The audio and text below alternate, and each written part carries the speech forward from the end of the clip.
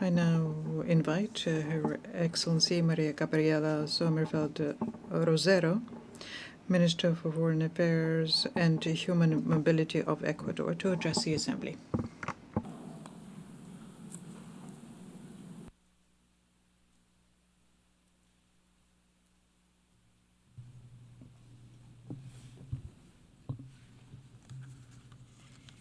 Señora Presidenta. Madam President, on the 80th anniversary of the adoption of the United Nations Charter, Ecuador honours with respect and renewed commitment its status as a founding member of this organisation. What was born out of hope for peace upon the ruins of the Second World War has become the most ambitious project of international cooperation in history. A system of norms, institutions, principles, purposes, and universal values geared towards protecting human dignity, preventing violence, and driving development. 80 years ago, states chose cooperation over disputes, peace over war.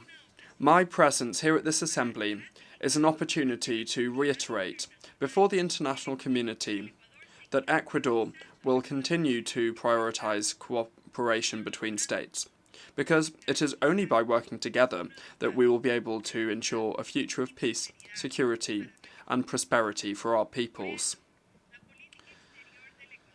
Therefore, the foreign policy of Ecuador supports multilateralism, which is the model that enables international cooperation to be possible in order to address global challenges and to achieve common goals. Madam President, multilateralism needs to change in order to respond to the current demands of peoples and to confront new threats.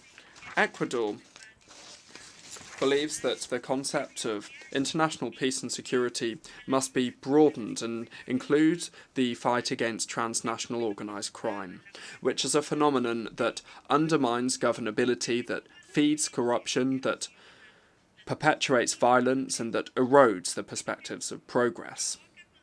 Indeed, it causes consequences that are similar to traditional armed conflicts in the economic, political and social realms. We're not talking about local gangs here, but rather international networks and logistic chains that move thousands of tons of drugs, that exploit illegal mining and that traffic weapons, people and even human organs.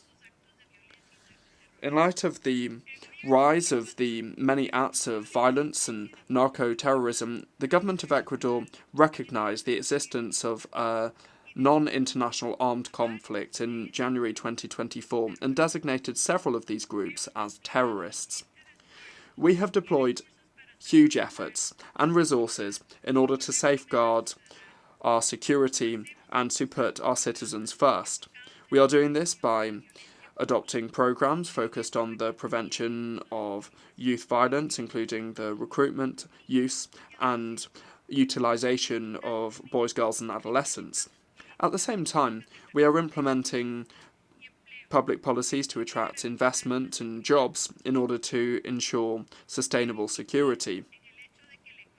I wish to insist on the fact that Ecuador, without having sought this out, but due to the fact that we are very close to the main producers of cocaine in the world, is on the front line of the battle against transnational organised crime and is waging an existential war against narco-terrorism. Milestones in the fight of Ecuador against transnational organised crime and narco-terrorism include the seizure of 295 tonnes of illicit drugs in 2024, as well as the decision to call on friendly countries to provide their support in different areas of this confrontation, because given the potential of joint military operations fully respecting the constitutional framework. The Ecuadorian government has called a national and democratic debate on foreign military bases by way of a referendum that will take place in November next, providing strategic areas that can serve to help us to control and monitor criminal activities in order to achieve peace and international peace and security.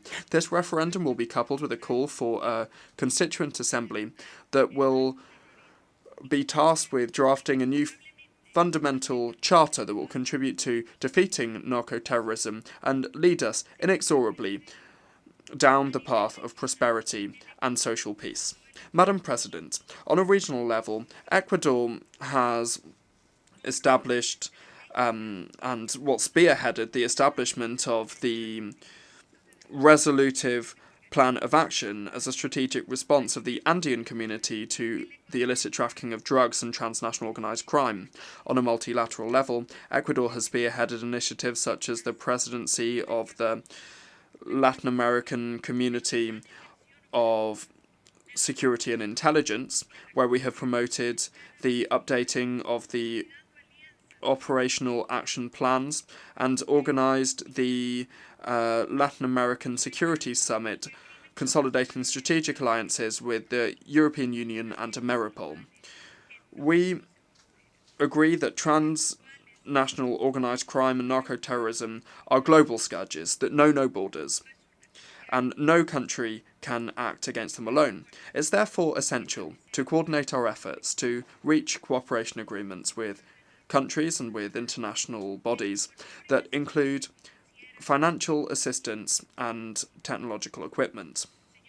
Madam President, over the last 8 years that the UN has been in existence, it has been shown that lasting peace can only be built upon solid foundations: security, development, and human rights. These three pillars, which are independent and indivisible, represent the pillars of the international order and multilateralism that are currently seeing cracks in them that are compromising their stability. Indeed, today multilateralism is being called into question, and rightly, because it hasn't been able to address the contemporary conflicts and challenges effectively. Ecuador advocates for a more innovative, inclusive and representative multilateralism that takes account of the realities of countries, in particular those of the developing world, that promotes the equality of men and women, and that finally opens up a space for youth in decision-making. It's essential to strengthen the respect of the fundamental principles of international law enshrined in the United Nations Charter, that is the bedrock of this organisation and whose strength depends on our adherence to its spirit and letter. Abandoning it would lead us back to a time in which the only source of law was force. It is therefore our role to reform it and update it, so that it can respond to the current challenges we face on a global level, so that precisely we can strengthen these principles.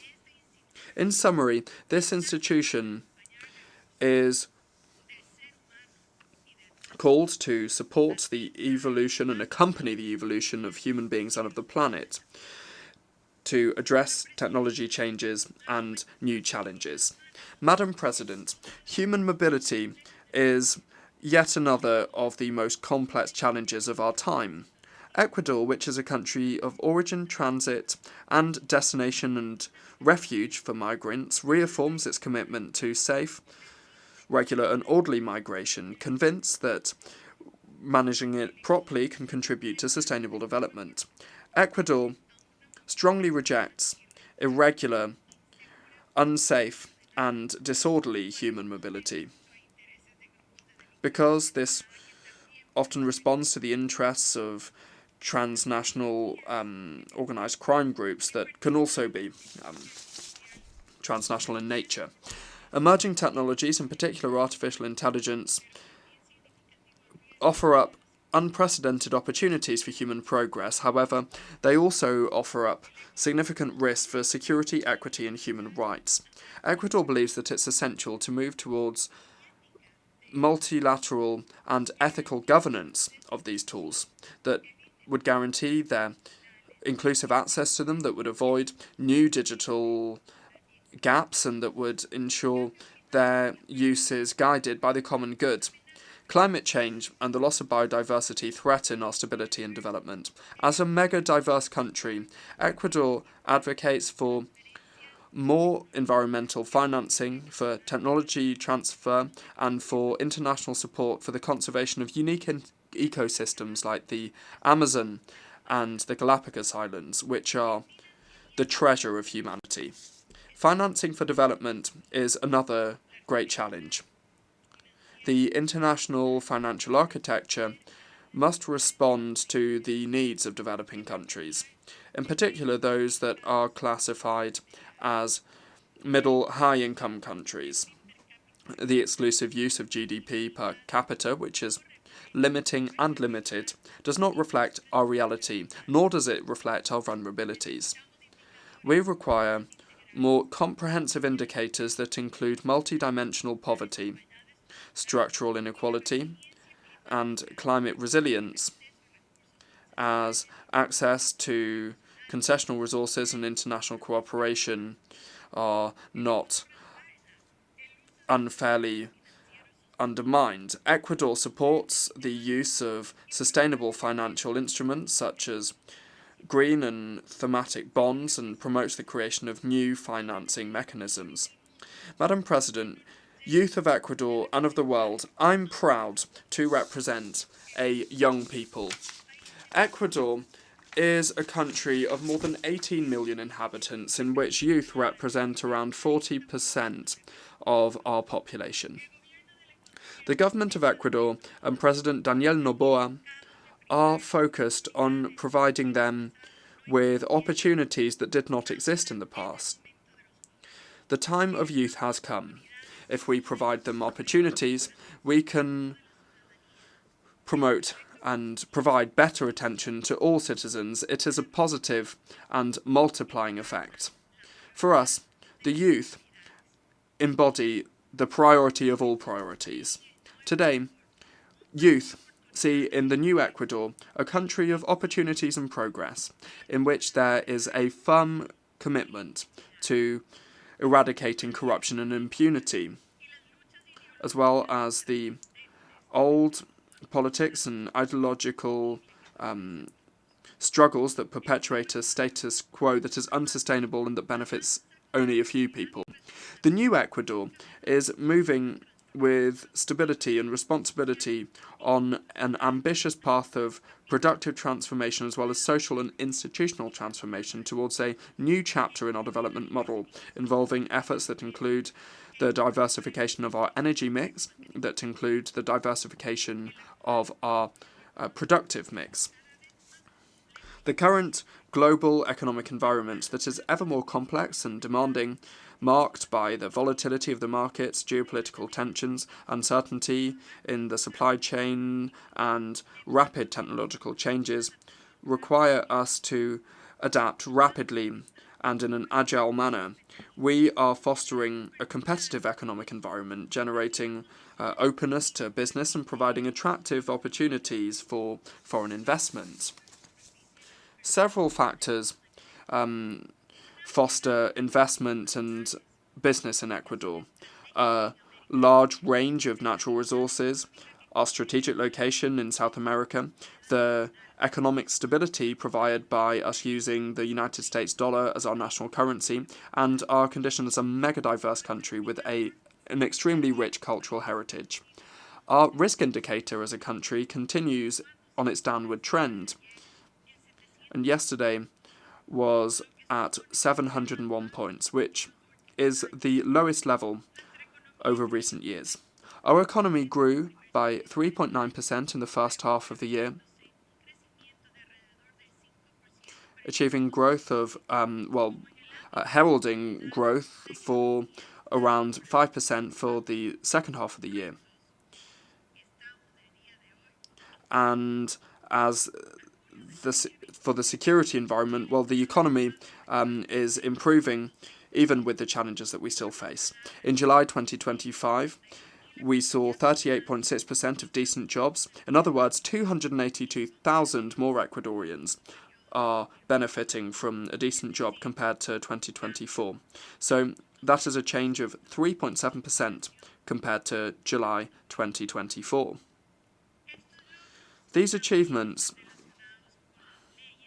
are also to do with the laws that President Daniel Noboa and his cabinet have drafted and put to the National Assembly that seek to safeguard peace, transparency, and the fight against terrorism and crime, and also providing jobs, economic stability, and creating social programs and opportunities for development. Madam President, the 80th anniversary of the UN is a turning point. On this historic commemoration of the United Nations, I invite you to adopt a creative vision like the one that we had in 1945 that's able to renew and strengthen this institutionality grounded in an ethical model of democracy and changing to adapt to contemporary challenges. Global challenges such as transnational organised crime, narco-terrorism, migration and climate change require more multilateralism, more cooperation and more collective action. Ecuador reaffirms its commitment to the defence of peace and security, human rights and development. Thank you very much.